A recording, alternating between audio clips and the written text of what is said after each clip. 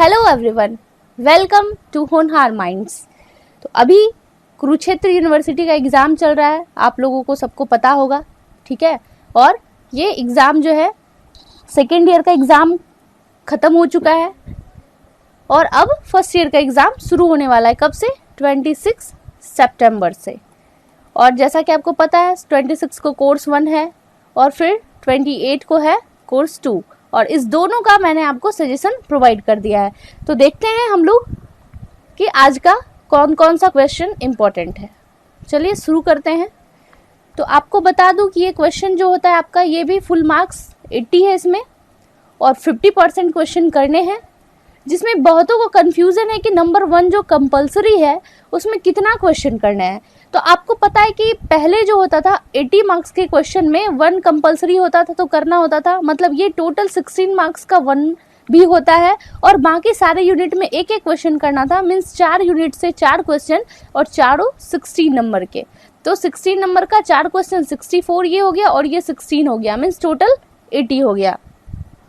तो अभी 50% करने हैं, तो इसमें भी तो 50% ही करने होंगे ना। तो इसीलिए हम लोग को इसमें 8 मार्क्स का क्वेश्चन करना है। 8 मार्क्स का क्वेश्चन कैसे होगा? जब हम लोग 2 शॉर्ट क्वेश्चन करेंगे, ठीक है। और बाकी दोनों यूनिट से जब 8 मार्क्स का क्वेश्चन हो गया, अब बचा कितना? 40 ही तो टोटल करना है ना।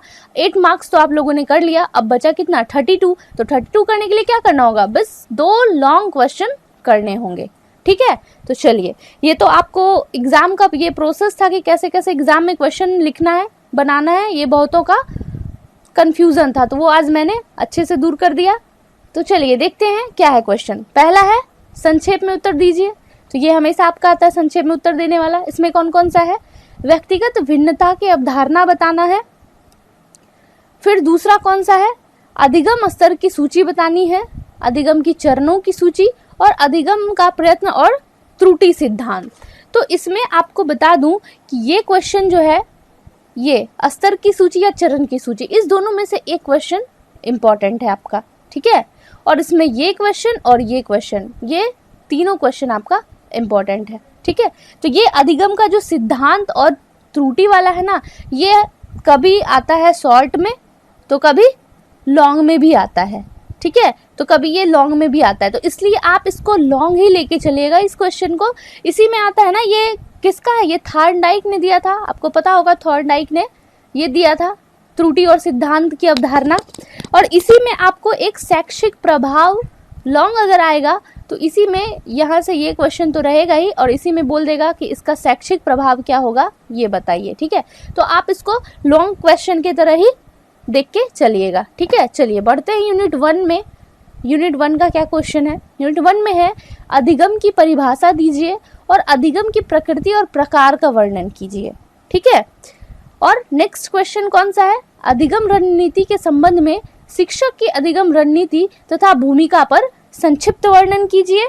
और थर्ड है कि पीर ट्यूटरिंग और ग्रुप लर्निंग के संदर्भ में अध्यापक और विद्यालय की भूमिका बताइए। तो अब देखिए यहाँ पे, एक तो यहाँ पे भी भूमिका बताना है शिक्षक की अधिगम रणनीति में, और एक यहाँ भी। तो ये लगभग क्वेश्चन सेम ही है, इसीलिए ये दोनों क्वेश्चन दो तरीके से आते हैं, इसलिए मैंने दोनों ले लिया।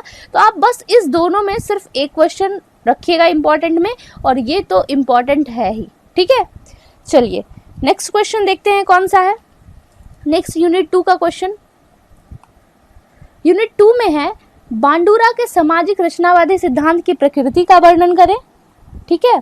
और उसके बाद है पावलोव का शास्त्रीय अनुकूलन की विशेषता तथा मान्यताओं का वर्णन कीजिए।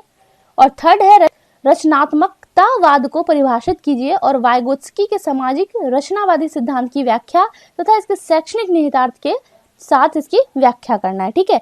तो इसमें क्या होता है कि ये पावलोव इंपॉर्टेंट है आपका, और इस बांडुरा और ये जो है वाइगोत्स्की, इस दोनों में कोई एक आएगा ही आपको, ठीक है। तो पावलोव, वाइगोत्स्की या फिर पावलोव या बांडुरा, आप ये दोनों में से कोई एक करके जाएंगे, ठीक है। चलिए नेक्स्ट क्वेश्चन देखते हैं कौन सा है यूनिट 3 में। यूनिट 3 का क्वेश्चन है शिक्षण प्रक्रिया में चर क्या है। पिछले बार 2019 में ये क्वेश्चन आया हुआ है, करंट क्वेश्चन है, तो आप इसको देख लीजिएगा, ठीक है। इंपॉर्टेंट है ये, संक्षेप में वर्णन कीजिए। फिर है कि शिक्षण की परिभाषा दीजिए और आशुबेल द्वारा प्रतिपादित सामाजिक रचनावादी उपागम की विशेषता की व्याख्या करना है। और नेक्स्ट है कि कंडीशनिंग और शिक्षण के बीच उपयुक्त उदाहरण देकर अंतर बताना है, ठीक है। तो ये भी इंपॉर्टेंट क्वेश्चन है आपका इस यूनिट में, ये दोनों क्वेश्चन इंपॉर्टेंट है, लेकिन ये भी आप देख लेंगे एक बार, ठीक है। चलिए नेक्स्ट क्वेश्चन देखते हैं। नेक्स्ट यूनिट 4 में कौन सा क्वेश्चन है, ग्लेसर के बुनियादी शिक्षण मॉडल का अर्थ, आवश्यकता और वर्णन बताइए। वेरी इंपॉर्टेंट क्वेश्चन है ये। फिर नेक्स्ट, शिक्षण के विभिन्न चरण को एक एक करके बताइए और शिक्षण के उत्तरोत्तर चरण में शामिल विभिन्न कार्य प्रणाली की व्याख्या और इसके फायदों के साथ कीजिए। ये क्वेश्चन भी आपका आया हुआ है बट उतना इंपॉर्टेंट नहीं है, फिर भी आप एक बार देख लेंगे। अगर जो मैं क्वेश्चन ले रही हूँ तो वो इंपॉर्टेंट ही होगा, इसलिए आप एक एक बार देख लेंगे। बस इतना ही क्वेश्चन आपको देखना है, इससे ज्यादा तो देखना नहीं है। सिलेबस तो बहुत वास्ट है, लेकिन आपको बस इन्हीं क्वेश्चन को देखना है और आपका 40 मार्क्स कवर हो जाएगा। फिर लास्ट में देखते हैं कि टिप्पणी करने आता है। ये मैंने सब में एक एक एक्स्ट्रा क्वेश्चन लिया है। वैसे तो आपको पता ही होगा, आप एग्जाम देते हैं, वैसे आपका फर्स्ट ईयर है तो सारे यूनिट में सिर्फ आपको 2 ही क्वेश्चन रहेंगे, 2 में से एक करना होता था पहले, लेकिन अब ऑनलाइन जो हो रहा है तो इसीलिए अब क्या करना है, 4 यूनिट में सिर्फ 2 क्वेश्चन करने हैं, ठीक है। ये बात ध्यान रखिएगा।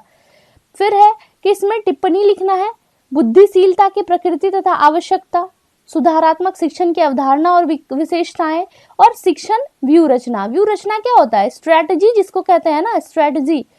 इसमें बहुत ही हिंदी जो होता है ना बहुत ही शुद्ध लिखा होता है, तो वही स्ट्रैटेजी जो होता है, शिक्षण व्यू रचना, इसी को कहते हैं। तो आप लोगों ने देखा कि ये इंपॉर्टेंट क्वेश्चन है आपके लिए और इन्हीं क्वेश्चन को आपको करके जाना है। और अगर आपको फिर भी इससे कोई रिलेटेड आपको कोई क्वेरी होगा तो आप हमारे कमेंट बॉक्स में कमेंट करिएगा और हमारे साथ बने रहिए। वीडियो कैसा लगा जरूर बताइए और अच्छा लगे तो इसको लाइक और सब्सक्राइब करिए और अपने फ्रेंड्स के साथ शेयर भी करिए। धन्यवाद।